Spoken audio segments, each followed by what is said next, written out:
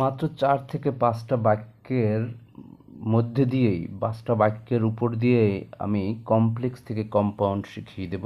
আশা করছি এরপরে কোনো সমস্যা হবে না। এসএসসি এবং এসএসসি এর যত প্রশ্ন আছে ষষ্ঠ শ্রেণী থেকে এইচএসসি পর্যন্ত সমস্ত সমাধান করা যাবে, ঠিক আছে, ক্যাডেট কলেজ সহকারে। ওকে, চলেন শুরু করি। আমরা কমপ্লেক্স বাক্যের, কম্পাউন্ড বাক্যের, সিম্পল বাক্যের আমরা বৈশিষ্ট্য ধরন শিখে নিয়েছি। ওকে, তাহলে কিন্তু এখন বাক্য চিনতে কিন্তু আর সমস্যা হওয়ার কথা না। তাহলে আমরা শিখছি এখন কমপ্লেক্স থেকে কম্পাউন্ড করা, মানে জটিল থেকে যৌগিক করব। আচ্ছা, তো আমরা যে বাক্যটি দেখতে পাচ্ছি বাক্যটিতে হোয়েন যুক্ত রয়েছে। When I reached my friend received me. তাহলে হোয়েন যুক্ত যে বাক্যটি রয়েছে এই বাক্যটি হোয়েন থাকলে আমরা বুঝতে পারলাম এটি একটি কমপ্লেক্স বাক্য। তো এই বাক্যটি থেকে আমাকে কম্পাউন্ড করতে হবে। এই জন্য আমাকে কী করতে হবে, আমাকে অ্যান্ড বাট অর আদারওয়াইজ দ্বারা যুক্ত করতে হবে। এই বাক্যটিকে চেঞ্জ করে ফেলতে হবে, ট্রান্সফরমেশন করতে হবে। ওকে, তো তার জন্য আমি কী করব, সর্বপ্রথম কমপ্লেক্সের যে উপাদান আছে এটাকে আমি বাদ দিয়ে দেবো, এটা আমার দরকার নেই, ঠিক আছে কথা। কম্পাউন্ড করব আমি। ওকে, আচ্ছা, তো এই কমায়ের জায়গাটায় আমি আসলে অ্যান্ড বসাই দেবো, অ্যান্ড, ঠিক আছে। তাহলে এই যে প্রথম যে ক্লোজটুকু আছে এই ক্লোজটুকু আমি এখানে কপি করব, অ্যান্ড বসাবো কমায়ের জায়গায়, হ্যাঁ, এবং বাকি অংশটুকু আমি এখানে কপি করে বসাই দেবো। কথাটা কি বুঝছেন? তাহলে কিন্তু আমার বাক্যের সমাধান হয়ে গেল। ওকে, সুন্দর টেকনিক, তাই না? তাহলে দেখেন বাক্যের সমাধানটা কি হইলো এরকম যে I reached and my friend received me. চলেন দ্বিতীয় বাক্যটার দিকে একটু লক্ষ্য করি। হ্যাঁ, দ্বিতীয় বাক্যটার দিকে লক্ষ্য করলে আমরা দেখতে পাচ্ছি এখানে রয়েছে he is poor, he is honest. এখানে অলদা যুক্ত বাক্য। তা এটা কমপ্লেক্স বাক্য আমরা নিশ্চয়ই জানি। ওকে, তাহলে কমপ্লেক্সের উপাদানটা আগে বাদ যাবে, কমপ্লেক্সের উপাদানটা আমরা আগে বাদ দিয়ে দেবো, ওটা বাদ। ওকে, এবং কমায়ের জায়গাটায় আমরা এখানে কি ব্যবহার করব, অ্যান্ড নাকি বাট? আচ্ছা, প্রথম অংশটা হচ্ছে হি ইজ পুর, হি ইজ অনেস্ট, তো আমরা বাট ব্যবহার করব, তাহলে বাক্যটা বেশ অর্থপূর্ণ হয় এবং থ্রিলিং হয়। ওকে, মানে ব্যাপারটা হচ্ছে পুয়ার মানুষের অনেস্ট হওয়ার কথা না, বাট এখানে he is poor, he is honest. এছাড়াও আরেকটি নলেজ বা যুক্তি দিতে পারি, সেটা হচ্ছে অলদা থাকলে সেখানে সাধারণত বাট ব্যবহার করলে বেটার হয়, ঠিক আছে।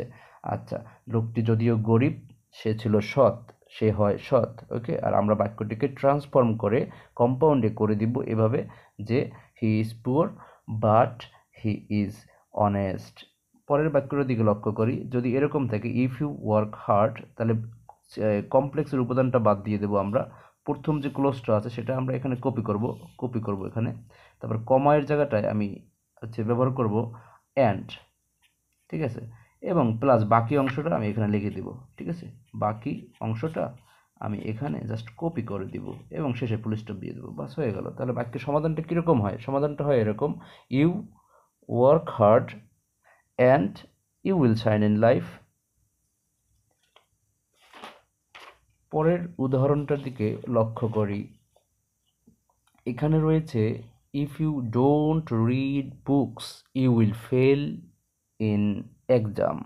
ওকে, তাহলে সর্বপ্রথম আমরা কমপ্লেক্সের উপাদানটাকে কেটে দিব। ওকে, আচ্ছা, এইটা একটু আমরা কৌশলে করব। এখানে আমরা কি করব, চাইলে এই যে সাবজেক্ট সহকারে লিখতে পারি, বা এই অংশটুকুকে আমি বেনিশ করে দিতে পারি, মানে সমাধানটা আমরা এভাবে লিখতে পারি যে প্রথম অংশটা আমি এখানে লিখবো, এই যে রিড বুকস। ওকে, চাইলে সাবজেক্টটা নিতে পারি, সমস্যা নেই কিন্তু, হ্যাঁ। আচ্ছা, এখানে অ্যান্ড বাট অর আদারওয়াইজ দিব। তো আমি আসলে এখানে অ্যান্ড দিলে ভালো লাগে না, বাট দিলেও ভালো লাগে না, অর দিলে ভালো লাগে, ঠিক আছে। অর আর প্লাস বাকি অংশ একেবারে ধৈর্য পুরো বাকি অংশটা কপি করে দিবেন, ঠিক আছে। তাহলে বাক্যের সমাধানটা কেমন হলো? এখন সমাধানটা হলো না এরকম যে read books or you will fail in exam, বই পড়ো নয়তো ফেল করবে পরীক্ষায়, এরকম হলো না বাক্যটা, ঠিক আছে। তো এইভাবে আমরা সমাধান করব, ভালোভাবে বুঝে নিন কিন্তু কথাটা, হ্যাঁ। আচ্ছা, পরের বাক্যটা একটু লক্ষ্য করি, he bought a pen which was red.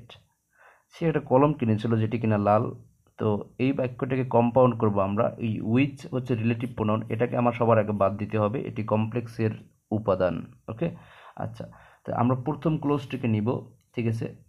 প্রথম ক্লোজ একেবারে কপি পেস্ট করব, প্লাস আমরা এই পরের যে বাক্য অংশটুকু অতটুকু নিব, তবে এখানে একটা সাবজেক্ট আমরা ঢুকাই দেব, ঠিক আছে।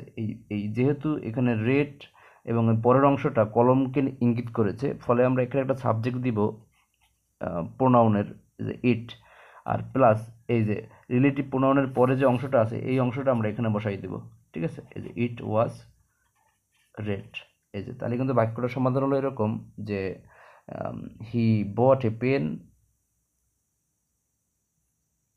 And it was red. এখানে অ্যান্ড আসবে, আসলে অ্যান্ড আসবে এখানে, হ্যাঁ ঠিক আছে, অ্যান্ড দিতে বলে গেছিলাম, and it was red, and it was red, এরকম হবে একটা সাবজেক্ট আমরা নিয়ে আসবো ইচ্ছে করেই। ওকে, পরের বাক্যটা দেখি, the boy is so weak that he can't walk. Okay, তো সো এটাকে আমরা ভেরি দ্বারা চেঞ্জ করে দিব, আগে পরে যা আছে কপি করব। ঠিক আছে, আর এখানে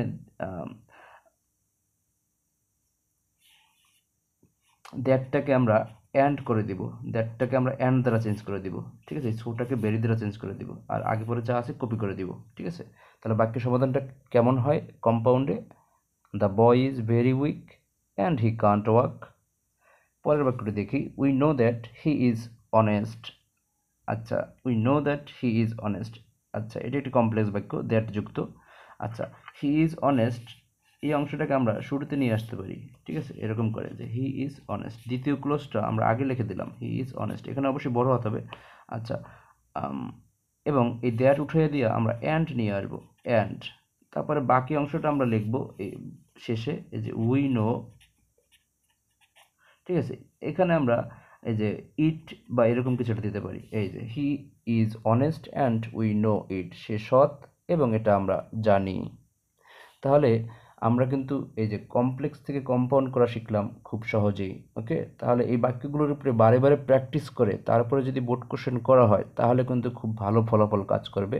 ঠিক আছে, না বুঝলে অবশ্যই 2 থেকে 3 বার দেখবেন, খাতা কলম নিয়ে বইসা তারপরে নিজে হাতে হাতে ভিডিও পজ করে করে কাজ করবেন, ভালো ফলাফল পাবেন ইনশাল্লাহ।